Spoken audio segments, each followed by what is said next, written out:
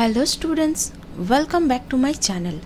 आज हम लोग देखेंगे एसक्यूएल कमेंट के बारे में। ये जो एसक्यूएल है वो है क्या? Structure query language. Structure query language को हम लोग जब भी यूज़ करते हैं उसके लिए कुछ प्री डिफाइंड कमेंट्स होते हैं।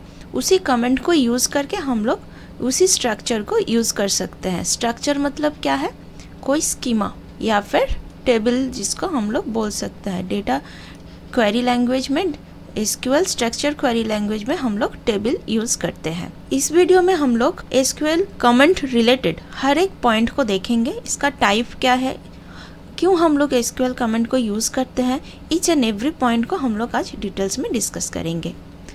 लेकिन वीडियो में आगे बढ़ने से पहले आप सबसे रिक्वेस्ट है, जो लोग मेरे चैनल पर नए हो वो सब मेरे चैनल को सब्सक्राइब ज़रूर कर दीजिएगा। अपने दोस्तों के साथ इसको शेयर करना मत भूलिएगा। अभी चलिए देखते हैं एसक्यूएल कमेंट्स क्या है। एसक्यूएल कमेंट्स मतलब किस में हम लोग यूज़ करते हैं? स्कीमा या फिर जिसको हम लोग टेबल बोलते हैं, राइट। ये टेबल जिसमें रो एंड कॉलम होते हैं उसको हम लोग टेबल बोलते हैं। उसी टेबल में हम लोग डेटा को स्टोर करने के लिए यूज़ करते हैं। तो एसक्यूएल कमेंट क्या है देखिए। SQL comment are instruction, it is use to communicate with the database.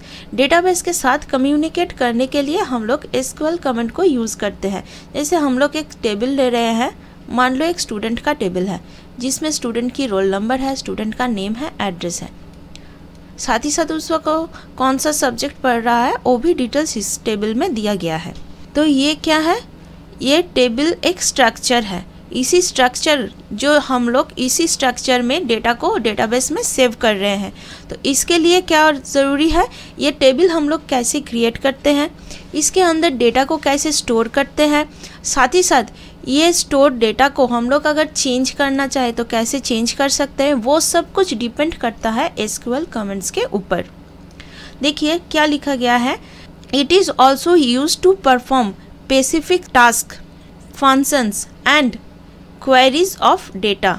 Data की जो क्वेरी है उसका जो फंक्शंस है, कुछ स्पेसिफिक टास्क को हम लोग करने के लिए एसक्यूएल कमेंट को यूज़ करते हैं। SQL can perform various task like create a table, add data to table, drop the table, modify the table and so on. मतलब क्या है, हम लोग अगर कोई टेबल को क्रिएट कर रहे हैं, उसी टेबल में कौन सा डेटा टाइप होगा, जैसे नेम, ये एक कैरेक्टर है, ये हम सब जानते हैं। तो कैरेक्टर के लिए हम लोग क्या यूज़ करते हैं? वैरचर को, जो हम लोग सी प्रोग्रामिंग में यूज़ करते हैं, वैरचर। इंटीजर के लिए INT कीवर्ड को हम लोग यूज़ करते हैं। तो वो डेटा ऐड करने के लिए जब भी हम लोग रोल नंबर लिखते हैं 1 2, ये इंटीजर है, इसी रोल नंबर 1 2 को एंट्री करने के लिए इसका मतलब क्या है? ऐड कर रहे हैं हम लोग डेटा को।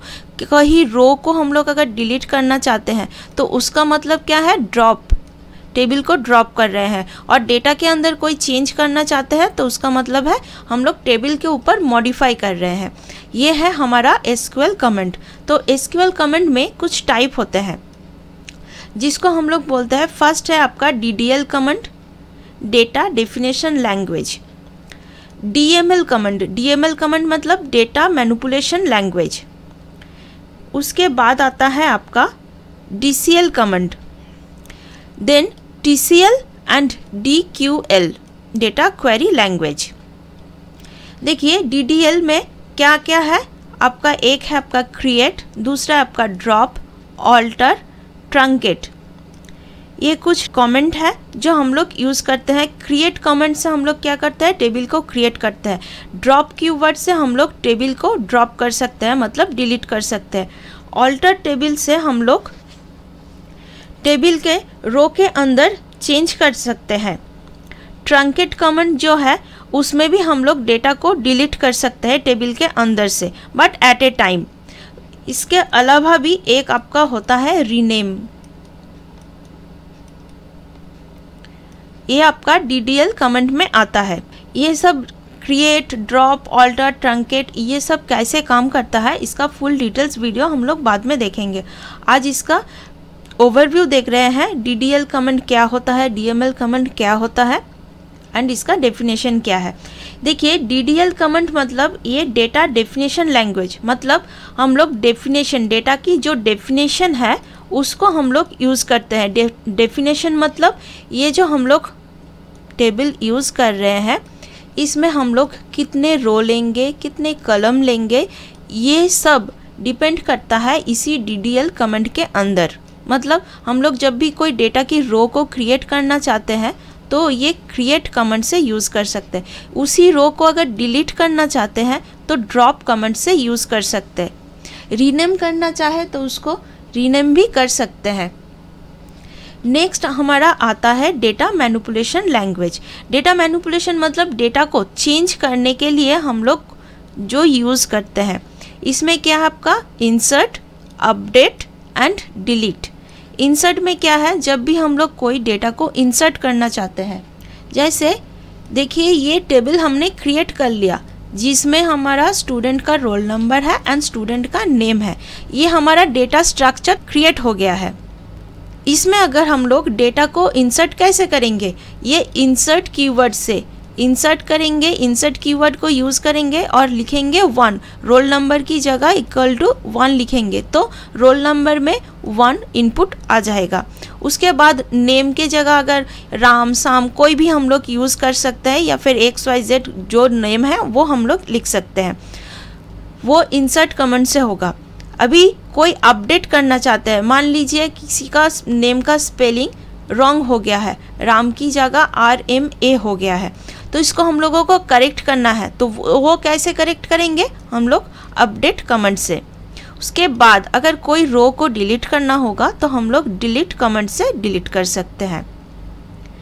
नेक्स्ट आता है हमारा DCL कमेंट। ये जो DCL कमेंट है वो काम करता है सिर्फ कुछ पर्टिकुलर जिसके पास परमिशन है वही यूज़ कर सकते हैं। मतलब क्या है, देखिए DDL जो है वो स्ट्रक्चर पहले क्रिएट कर चुका है, DML जो कमेंट है वो स्ट्रक्चर के अंदर डेटा को हम लोग पुट कर चुके हैं। अभी देखिए जो डेटा हम लोग, ये जो टेबल हम लोग ले रहे हैं इसमें बहुत सारे डेटा है। तो अगर हम लोग डेटाबेस में कोई भी चेंज करना चाहे, मान लीजिए मैं, आप या फिर कोई और तीसरा पर्सन इस डेटा को देख सकता है, बट हर कोई इस डेटा को डिलीट नहीं कर सकता या फिर चेंज नहीं कर सकता। जैसे गूगल में हम लोग कोई भी सर्च कर रहे हैं तो उसमें क्या है, हम लोग गूगल की डेटा को देख सकते हैं, उसमें कोई भी अपडेट, डिलीट, इंसर्ट कुछ भी कर नहीं सकते, क्योंकि ये जो गूगल की डेटा है उसका परमिशन सिर्फ गूगल के कुछ ऑथोराइज्ड पर्सन के पास है। वो ऑथोराइज्ड पर्सन ही इसकी डेटा को चेंज कर सकते हैं, कुछ डिलीट कर सकते हैं, इसके अलावा कोई और नहीं कर सकता। इसके लिए जो कमेंट यूज़ होता है उसको हम लोग DCL कमेंट बोलते हैं, जिसमें होता है आपका एक ग्रांट, दूसरा है आपका रिवॉक। ग्रांट का मतलब क्या है, एक पर्सन जैसे गूगल का CEO मान लीजिए, वो उसके साथ काम करने वाले 3 या फिर 4 बंदे को परमिशन दे रहा है उसी डेटा को चेंज करने के लिए।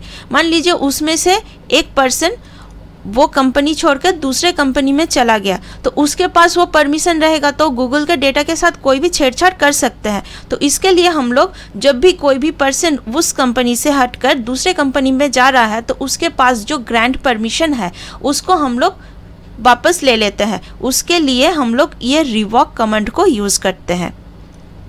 नेक्स्ट है हमारा TCL कमेंट।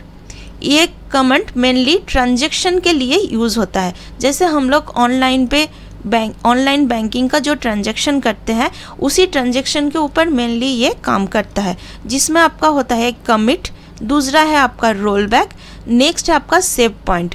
कमिट जो कमेंट है, जब हम लोग मान लीजिए A पर्सन B को डेटा सेंड कर रहा है, मान लीजिए जब 5000 उसका अकाउंट में डेटा सेंड मनी ट्रांसफ़र कर रहा है, तो उसमें क्या होगा, जब तक ये पूरा प्रोसेस चल के उसके बाद कमिट कमेंट को यूज़ नहीं करता है, कमिट मतलब सबमिट कमेंट को यूज़ नहीं करता है, तब तक ये प्रोसेस चलता रहेगा।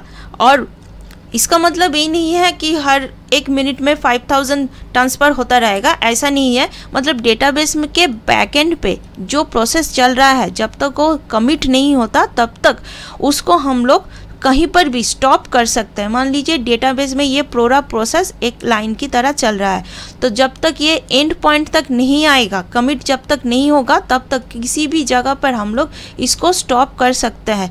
इसको हम लोग बोलते हैं रोल बैक। मान लीजिए गलती से आपने 5000 की जगह 5 लाख पुट कर दिया है डेटा, तो उसमें क्या होगा, अब जब फिर से चेक कर रहे हैं तो देख रहे हैं कि ये 5000 होना चाहिए था, ना कि 5 लाख। तो उस टाइम आप लोग क्या करेंगे, रोल बैक करेंगे, तो ये डेटा रोल बैक हो जाएगा, मतलब अपने फर्स्ट पोजीशन पे आ जाएगा। और ये जो सेव पॉइंट है, ये सेव पॉइंट काम करता है जैसे हम लोग किसी भी मूवी या फिर किसी भी वीडियो को जब डाउनलोड करने देते हैं, उसमें क्या होता है, एक एक चेक पॉइंट होता है। मान लीजिए 20% पे एक चेक पॉइंट है, 30% पे एक चेक पॉइंट है। मतलब कभी भी अगर किसी भी वजह से डाउनलोड रुक जाता है तो वो एक चेक पॉइंट के बाद ही स्टार्ट होगा। मतलब 20% की जगह पर चेक पॉइंट पे अगर डेटा स्टॉप हो गया तो उसका मतलब क्या है, इसी जगह पर स्टॉप होके अगर दोबारा से मैं उसको डाउनलोड करना स्टार्ट करूँगी तो इसी 20% से फिर से वो स्टार्ट हो जाएगा। इससे क्या होगा, मेरा टाइम भी सेव होगा, डेटा भी सेव होगा। तो वो सेव पॉइंट हम लोग उसको बोलते हैं, जैसे डाउनलोड में चेक पॉइंट होता है। नेक्स्ट आता है हमारा DQL कमांड, जिसमें सिर्फ हम लोग सिलेक्ट कमांड को यूज़ करते हैं। जॉइन में हम लोगों ने देखा, इसी सिलेक्ट कमांड से हम लोग पर्टिकुलर जो क्वेरी हम लोगों को सिलेक्ट करना है उसको ही हम लोग सिलेक्ट कमांड से यूज़ कर सकते हैं। जैसे हम लोग सिलेक्ट स्टार लिखते हैं तो उसमें क्या होता है, टेबल के जितने रो एंड जितने कॉलम है वो हमें डिस्प्ले में दिखाता है। तो हम लोग अगर सिलेक्ट स्टार की जगह कोई पर्टिकुलर रो या कॉलम का नाम देते हैं तो वही हमें दिखाता है। ये काम करता है सिलेक्ट कमांड। तभी इसका डिटेल्स देख लेते हैं। देखिए, data definition language DDL change the structure of the table like create a table, deleting A table, altering A table. जैसे मैंने बताया, क्रिएट कर सकता है, डिलीट कर सकता है, रीनेम कर सकता है, ऑल्टर कर सकता है। नेक्स्ट आता है आपका डेटा मैनिपुलेशन लैंग्वेज DML। इस डेटा डेफिनेशन लैंग्वेज ये टेबल को क्रिएट, मतलब एक स्ट्रक्चर को क्रिएट करता है। डेटा मैनिपुलेशन लैंग्वेज इसी स्ट्रक्चर के अंदर डेटा को इंसर्ट करने के लिए, पुट करने के लिए हम लोग यूज़ करते हैं। उसके लिए क्या होता है, मॉडिफाई कर सकते हैं, इंसर्ट कमांड से यूज़ कर सकते हैं। और ये आपका ऑटो कमिटेड कमांड नहीं है, मतलब हम लोग जो कीबोर्ड से इनपुट देंगे वही वो डिस्प्ले में दिखाएगा। नेक्स्ट आता है DCL कमांड। DCL कमांड मतलब data control command. Data control command जिसमें ग्रैंड एंड रिवॉक होता है, जो कुछ ऑथोराइज पर्सन के पास ही रहता है। नेक्स्ट आता है TCL command, transaction control language. ये जो ट्रांजैक्शन कंट्रोल लैंग्वेज है वो काम करता है ट्रांजैक्शन के ऊपर। जैसे मैंने बताया, रोल बैक, सेव पॉइंट, ये सब आपका ट्रांजैक्शन कंट्रोल लैंग्वेज के अंदर आता है। नेक्स्ट आता है आपका डेटा क्वेरी लैंग्वेज, जो यूज़ होता है सिलेक्ट कमांड में। हम लोग जब भी जॉइन लिखते हैं उसमें सिलेक्ट कीवर्ड को यूज़ करके लिखते हैं। इसका मतलब क्या है, क्वेरी, जिसमें हम लोग कुछ क्वेरी लिखते हैं, उसके बाद जो कंडीशन होता है उस कंडीशन के ऊपर बेस करके हम लोग डिस्प्ले में क्या दिखाना है वो दिखाते हैं। तो वो सिलेक्ट कमांड को यूज़ करके होता है, तो जिसको हम लोग डेटा क्वेरी लैंग्वेज या फिर DQL बोलते हैं। इस कमांड को कैसे लिखा जाता है वो हम लोग बाद में नेक्स्ट वीडियो में देखेंगे। आज इतना ही। अगर वीडियो अच्छा लगे तो इसको लाइक, शेयर एंड सब्सक्राइब ज़रूर कर दीजिएगा। अगर इसके रिलेटेड आप लोगों को कोई भी क्वेरी हो तो आप नीचे मुझे कमेंट सेक्शन में बता दीजिएगा। मैं इसके रिलेटेड एक और वीडियो बनाकर आप लोगों के लिए शेयर कर दूँगी।